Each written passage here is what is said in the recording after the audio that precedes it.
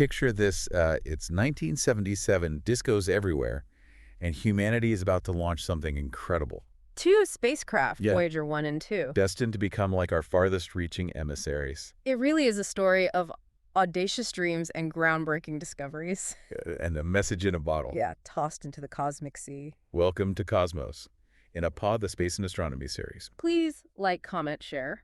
And subscribe. Yes. Okay, so you're probably thinking, two spacecraft launched in the 70s. Right. What's the big deal? What's the big deal? Well, the Voyager probes weren't just any mission. Right. They were initially conceived as part of this grand plan called the Planetary Grand Tour. Okay. Imagine a celestial alignment so rare. Okay. It only happens once every 175 years. Wow. All the outer planets lining up perfectly, Yeah. allowing a spacecraft to slingshot from one to the next. Using their gravity? Exactly. So like a cosmic pinball game? Kind of, yeah. That sounds incredibly efficient. It was a visionary concept. But ultimately, budget constraints forced NASA to scale back. Okay. Instead of one spacecraft visiting all four gas giants, Yeah. they opted for two probes with a more focused mission, Okay. Voyager 1 and 2. Right. But even with the revised plan, Yeah. the Voyagers were destined to rewrite our understanding of the solar system. And they did, right? Oh yeah, they went above and beyond. Yeah. They ended up exceeding those initial expectations by quite a bit. For sure. So where did they even begin? They started with a bang. Oh, rather. A swirling storm. Okay. Voyager 1 gave us our first close-up look at Jupiter's Great Red Spot. We knew it was a giant storm, Yeah. but the Voyager images revealed its true scale. Okay. Imagine a storm so large it could swallow the entire Earth. That's, wow. Okay. I'm officially starting to grasp the scale of this. It's massive. What else did Voyager 1 uncover at Jupiter? Well, Didn't it make some pretty groundbreaking discoveries on one of its moons, too? it did. Yeah? Voyager 1 discovered active volcanoes erupting on Jupiter's moon, Io. Great. Before this, we'd never seen volcanic activity anywhere beyond Earth. Wow. It was a pivotal moment, making us rethink the possibilities of what could exist on these seemingly alien worlds. Volcanoes erupting on a moon of Jupiter. I know. That must have sent shockwaves through the scientific community. Sure. It sounds like the Voyager probes are shattering our assumptions from the very beginning. Absolutely, and they weren't done yet. What else? Voyager 1 also captured stunning close-up images. Oh, Saturn's rings, Oh, wow. revealing their intricate structure Yeah. and the tiny moonlets embedded within them. Cool. These images weren't just pretty pictures, they gave us valuable data about the formation and evolution of planetary rings. So Voyager 1 was making history at Jupiter and Saturn. What was Voyager 2 up to during all this? Voyager 2 was on its own remarkable journey. Okay. While Voyager 1 was capturing those iconic images of Jupiter and Saturn, Voyager 2 was continuing outward, eventually becoming the only spacecraft to visit Uranus and Neptune. Hold on. So Voyager 2 got to see two of the most mysterious planets in our solar system. That's right. That's amazing. The ice giants. What did it find at those icy giants? Well, They're so far away, we barely know anything about them. that's precisely what made Voyager 2's mission so remarkable. Yeah. At Uranus, it discovered a bizarre sideways magnetic field, Oh. indicating that the planet had been tilted on its side by a colossal impact Whoa. in its distant past. A planet tilted on its side. Yeah. That just sounds chaotic. It's Wild. like something out of a sci-fi movie. Right. Okay, and at Neptune. At Neptune, Voyager 2 witnessed incredibly fast winds, How fast? the fastest in the solar system, Wow. whipping around the planet at speeds Faster than... that would make a hurricane look like a gentle breeze. Wow. Okay, so these planets are definitely not the calm blue giants we see in those artist renditions. Nope. So both probes visited the gas giants. But didn't they also have another, perhaps even more important mission? They did. They carried a message for Epa. anyone or anything they might Right. encounter in their interstellar travels. You're talking about the golden records, right? Yes. I remember reading about them. It's such a fascinating idea. Yeah, attaching a message to a spacecraft, hoping it might one day be found by an alien civilization. Exactly. It's an incredibly ambitious and hopeful project. It is. We essentially put a message in a bottle, attached it to both Voyager probes, and flung it out into the cosmos. That's a great way to put it. It's almost like a time capsule of humanity hurtling through interstellar space. I like that. So what's on these golden records? What kind of Well- message did we decide to send to the stars? We wanted to show off the best of humanity. Okay. Imagine this. An alien civilization stumbles upon this spacecraft billions of years from now. Right. The golden record plays greetings In how many languages? in 55 different languages. Wow. They hear the sounds of our planet, Whales. singing thunder, A mother's kiss. a mother's kiss to her child. Okay. They see images of Earth's diverse landscapes, Yeah. the incredible life that thrives here, Okay. and then they hear music. Like what kind of music? From Baco to Chuck Berry. Wow, what a range. A testament to our creativity and artistic expression. It's a beautiful and almost poetic thought, isn't it? It is. A snapshot of humanity frozen in time, Yeah, traveling through the galaxy for eons. I love it. Did anyone object to the idea of including human sounds and images on the record? Actually, there was a bit of debate at the time. Really? Some scientists argued that revealing our location might be risky. What if we attract the attention of a hostile alien civilization? Exactly. That's a good point. Yeah. Did they suggest any alternatives? Some suggested sending a purely mathematical message, something that could convey information about our scientific understanding, Right. but wouldn't reveal anything about our culture or location. Interesting. So what happened? How did they ultimately decide what to put on the golden record? Well, in the end, the desire to share our story outweighed the potential risks. Yeah. It was a bold decision, Uh-huh. a testament to our optimism Mhm. and our belief that there might be other intelligent life out there, curious enough to find and understand our message. It's a fascinating ethical dilemma. It is. One that we might face more often as we continue to explore space. Right. But for now, we know those golden records are out there, Yeah. hurtling through the void, carrying a piece of humanity with them. It's amazing. So what happened after the Voyager probes finished their planetary encounters? That's where things get even more interesting. Okay. Buckle up, because we're about to delve into the realm of interstellar space.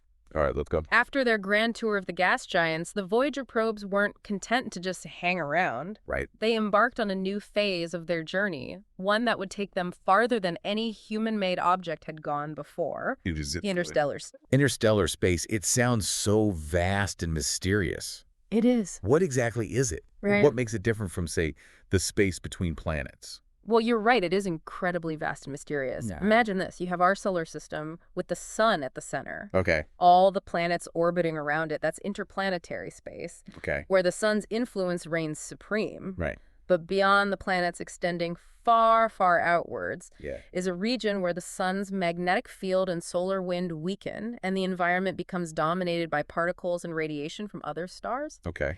That's interstellar space. So it's like leaving the sun's protective bubble Exactly. and venturing out into the wild unknown territory between solar systems. It is, and it's a journey that takes a long, long time. Yeah. In fact, it took Voyager 1 over 35 years after its launch to officially cross that boundary and enter interstellar space. 35 years. That's longer than I've been alive. I know, it's incredible. To think that this little spacecraft launched back when disco was still cool is out there right now exploring the space between stars. Yeah, it's mind-blowing. It's mind-blowing. What was it like when Voyager 1 finally reached interstellar space? It was a historic moment, a testament to human ingenuity and our enduring spirit of exploration. Yeah. Scientists eagerly awaited data from Voyager 1's instruments, hoping to get a glimpse into this uncharted territory. So what did they find? Well, one of the first things they noticed was a change in the density of plasma, Okay. that soup of charged particles that permeates space. Right. The plasma in interstellar space is much denser than the plasma found within our solar system. Okay. It's like moving from a thin, dry atmosphere to a thicker, more humid one. Interesting. Yeah. So even the very fabric of space is different out there. It is. What else did they learn? Voyager 1's instruments also detected a dramatic drop in the number of charged particles coming from the sun. Okay. This was further confirmation that the probe had indeed left the heliosphere. That protective bubble Yeah, that protective bubble surrounding our solar system. created by the sun's solar wind. Right. So it's really like Voyager 1 has left home It has. and is now venturing out into the wider galactic neighborhood. Precisely. And its journey is far from over. Where's it go? Voyager 1 is still speeding away from us at about 38,000 miles per hour. Wow. It's on a trajectory that will take it within 1.6 light years of a star called Gliese 445. in about 40,000 years. 40,000 years, that's an incredibly long time. I can't even imagine what Earth will be like then, let alone what kind of technology we might have by then. It's mind-boggling, isn't it? Yeah. But here's something even more fascinating. Okay. Voyager 1 won't actually reach the true edge of our solar system for another 30,000 years. After that. After that close encounter with Gliese 445. Hold on. So there's even more to our solar system than we typically think about. There is. We learned about all the planets in grade school. Mercury, Venus, Earth, Mars, Jupiter, Saturn, Uranus, Neptune. Right. And, of course, Pluto, even though it's been demoted to a dwarf planet. What else is out there? You're about to enter a region called the Oort cloud. The Oort cloud. Picture this, a vast spherical cloud of icy bodies trillions of miles outward from the sun. Wow. It's like a giant cosmic shell enveloping our entire solar system. So Voyager 1 is going to spend tens of thousands of years just traveling through this Oort cloud. It is. What will it encounter there? The Oort cloud is thought to be the source of long-period comets. Okay. Those icy wanderers that take hundreds or even thousands of years to orbit the sun. Right. While it's unlikely that Voyager 1 will have a close encounter with any of these comets, Yeah. it will be measuring the density and distribution of particles in this mysterious region, Okay. giving us valuable data about the outer reaches of our solar system. That's incredible. So even after all these years, Voyager 1 is still sending back valuable information, helping us understand the universe around us. It truly is, and it's not alone out there. Right. Voyager 2. Remember Voyager 2? Of course, it's the one that visited Uranus and Neptune, right? That's Is it also headed out of the solar system? It is. Voyager 2 is on a slightly different trajectory than Voyager 1. Okay. It's headed towards a star called Ross 248, which it will pass within 1.7 light years in about 40,000 years. Wow. After that, it's expected to cruise by Sirius, the brightest star in our night sky, Yeah. in roughly 296,000 years. Wow, so both Voyager probes are on these incredibly long journeys. They are. Destined to wander the galaxy for eons, it makes you wonder, what are the chances that either of them will ever actually be found by an alien civilization? That's the million-dollar question, isn't it? The galaxy is vast. Yeah. And the chances of an alien civilization stumbling upon a tiny, silent spacecraft are, well, astronomically small. But it's not impossible, right? Exactly, and that's what makes the Voyager mission so compelling. It's Yeah. a testament to human ingenuity. And our insatiable curiosity about the universe. We've sent these emissaries out into the cosmos, carrying a message of who we are, even if they are never found it today. It's still a profound statement about our place in the universe. It's like throwing a message in a bottle into the ocean. You never know where it might end up, right? But there's always a chance, however slim, that it might reach someone somewhere. A beautiful analogy, but the Voyager probes weren't the only spacecraft to set off on a journey beyond our solar system. Right. Remember New Horizons? Of course, New Horizons was the mission that gave us those incredible close-up images of Pluto in 2015. That's right. And after its Pluto encounter, New Horizons continued on a path that will eventually take it out of our solar system as well. So we actually have 3 spacecraft, Voyager 1, Voyager 2, and New Horizons, all heading out into interstellar space. We do. That's amazing what a legacy we're leaving out there. It really speaks to our drive to explore, doesn't it? Yeah. But what's even more interesting is that New Horizons carries its own unique message from humanity. Well, this sounds intriguing. What kind of message do we send with New Horizons? Well, it's not a golden record like on the Voyagers. Okay. Instead, New Horizons carries a small container of the ashes of Clyde Tombaugh, Of Clyde Tombaugh. the astronomer who discovered Pluto back in 1930. Wow. Talk about a cosmic send-off. A part of the man who discovered Pluto is now on a journey to the stars. It's a poetic gesture, isn't it? It speaks to that deep connection we feel to the cosmos we explore, we discover, and in a way we become part of the universe we're studying. So these 3 emissaries, each carrying a piece of humanity, are out there in the vastness of space. It's incredible to think about. It's like planting seeds on the cosmic wind with the potential to take root in ways we can't even imagine. It's a beautiful way to think about it, and while the Voyagers are nearing the end of their operational lives, New Horizons still has a lot of exploring left to do. It's currently studying the Kuiper Belt, Okay. a region beyond Neptune filled with icy objects left over from the formation of our solar system. So while the Voyagers are saying goodbye, New Horizons is just getting started on a new chapter of exploration. It is. It's like a relay race. Yeah. Isn't it a quest to understand our place in the cosmos passed down through generations? And speaking of generations, there's another fascinating aspect to the Voyager mission that's worth exploring. Yeah. It's a testament to the human spirit of collaboration and long-term thinking. Okay, tell me more. Well, think about it. The Voyager probes were launched in 1977. Yeah, way back when. The scientists and engineers who designed and built them knew they would never live to see the probes reach interstellar space. Right, so they were creating something that would outlive them. They A were. legacy project for future generations to inherit and learn from. Exactly. They were planting a tree whose shade they would never enjoy. It was Yeah. an incredible act of faith in the future, Yeah. a belief that the quest for knowledge is worth pursuing, even if the rewards lie beyond our own lifetimes. It's humbling to think about the dedication and foresight of those who came before us, who paved the way for discoveries they would never witness themselves. It makes you wonder, what are we doing today that will inspire and benefit generations to come? What seeds of knowledge are we planting? That's a question worth pondering, but before we get too philosophical, let's shift our focus back to the here and now. There's one more fascinating story to tell about the Voyager mission. Okay, lead the way. What other stories are hiding in the vast data set collected by these incredible probes? Hmm. Okay, I'm ready for that last Voyager story you mentioned.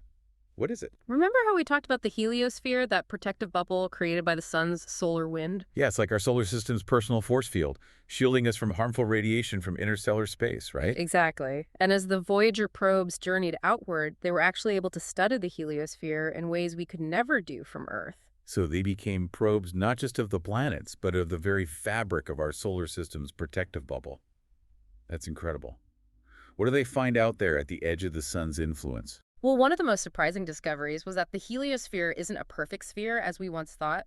It's more like a teardrop shape, Hmm? constantly being pushed and sculpted by the pressure of interstellar gas and magnetic fields. So it's dynamic, always changing as it interacts with the interstellar environment. That makes sense. It's not like there's a hard line where the sun's influence just stops. You got it. Right. And the Voyagers were able to measure those changes, providing us with crucial data about how our solar system interacts with the galaxy. It's like they were taking the pulse of our solar system's protective shield. What an amazing thought. Those tiny probes giving us insight into processes happening on scales we can barely comprehend. And here's where it gets really interesting. The data from the Voyagers has helped scientists create better models of the heliosphere, which in turn has improved our understanding of space weather here on Earth. Wait, so these distant probes, billions of miles away, are actually helping us understand things that affect our own planet. You bet space weather refers to the conditions in space that can impact Earth.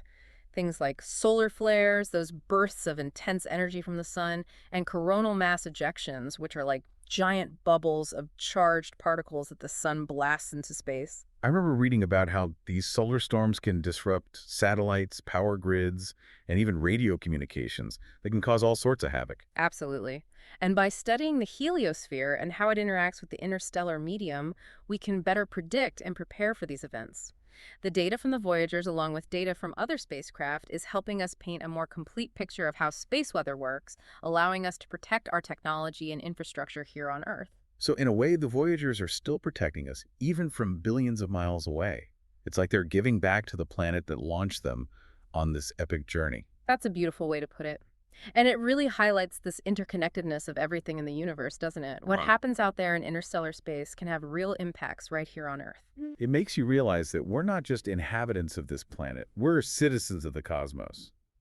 What happens out there affects us, just as what we do here can affect the universe around us. A profound thought and a fitting reminder as we conclude our deep dive into the Voyager mission. I feel like we've been on an incredible journey from the planets to the heliosphere and beyond. The Voyagers have shown us the incredible beauty and vastness of the universe, haven't they? They certainly have, and they've left us with a legacy of exploration and discovery that will continue to inspire generations to come. It's inspiring to say the least. If you're ever feeling small or insignificant, just remember those two little probes out there, hurtling through the vastness of space, carrying a message from humanity to the stars. What a legacy. And remember, if you want to learn more about the Voyager mission, there's a wealth of information available online. You can find images, videos, even the sounds from the Golden Record on NASA's website. It's definitely worth checking out. It is. And before we wrap up, don't forget to follow and subscribe to Cosmos in a Pod and our YouTube channel for more explorations of the cosmos. We'll be back soon with another deep dive into the mysteries of the universe. Until then, keep looking up, keep exploring, and keep wondering.